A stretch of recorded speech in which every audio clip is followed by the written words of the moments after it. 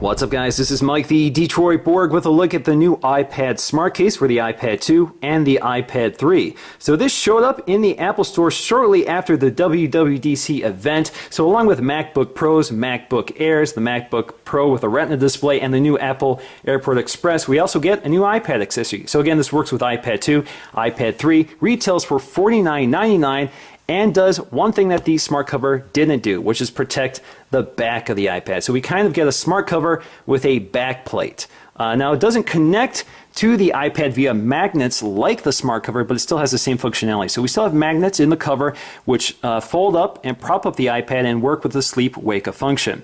And you can see here that we can prop this up in landscape mode or keyboard typing mode. Now this is a polyurethane cover, so there is no leather option like you get with the smart cover. This is available in 6 colors, so we have light gray, dark gray as we have here. We have pink, green, blue, and product red. Product red is an Apple Store exclusive. So let's crack it open and see what we get. So we just peel up this tab, push it through,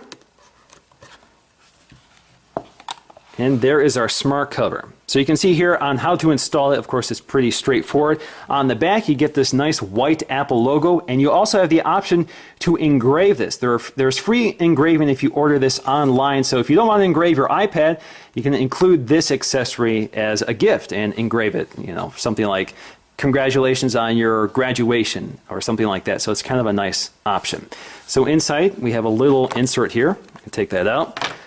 Now on the inside of the case, you can see we have iPad smart case designed by Apple in California, assembled in China. We have this nice microfiber cloth material which pads the iPad, protects it quite nicely. We have these indents here for the buttons to sit in. Again, the buttons are completely protected. We also have cutouts for the physical switch, cutout for the camera, again a divot here for the sleep-wake button. We have a cutout for the microphone, cutout for the headphone jack, and we have a cutout or grill here for the speaker. Again, it's quite flexible. We also have a cutout for the 30-pin dock connector. Incidentally, this will not work with the iPad dock. So if you have an iPad dock, this will not allow you to use it. So you'd have to take this off in order to use the iPad dock. Now installing the case is pretty straightforward. All you have to do is sort of drop the iPad in and work the corners around the edges. So see it pops into place and you're good to go. Now on the side we have these buttons which are outlined in white along with the plus and minus sign. We have a cutout for the rotation or a mute switch. We have a cutout for the camera, cutouts or a button here for the sleep-wake function, again lined in white. We have a cutout for the microphone, cutout for the headphone jack. Along the bottom we have a cutout for the 30-pin dock connector. We also have that cutout for the speaker.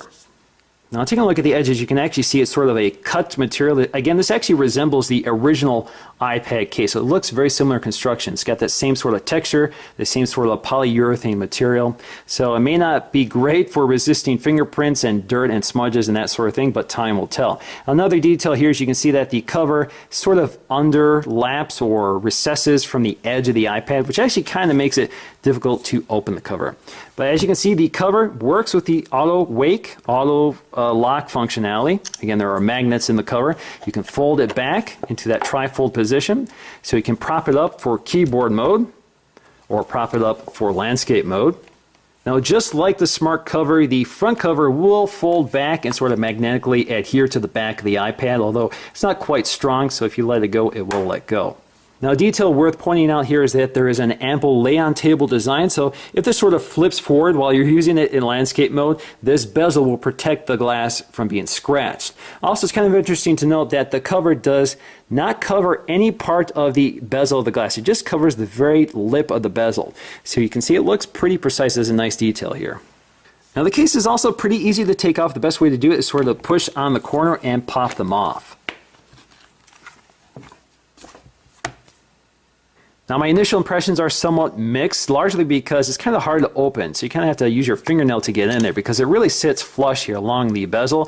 So there really isn't an easy way to grab it, although it's not that hard. But I've noticed that right away that was kind of difficult to peel open. So that's one problem. The other problem here is this material, which I'm a little concerned about. Again, it resembles the original Apple case, which was pretty bad at repelling stains. and dirt. So hopefully this doesn't have that same problem, but time will tell. Otherwise, it does an excellent job covering all the surfaces of the iPad. I love the buttons. They look very sharp here with that white outline. And again, they cover the buttons and seal them up. There's just enough room for each port to operate. The case does not impede the operation of the speaker, and it's very thin and lightweight, so it doesn't add much bulk to the iPad. And of course, you have your Apple branding retained, so the case does not obscure your Apple branding. But at $49.99 is definitely an expensive case for what really isn't expensive quality. It's a nice design, but $49.99 is pretty steep for what's essentially polyurethane.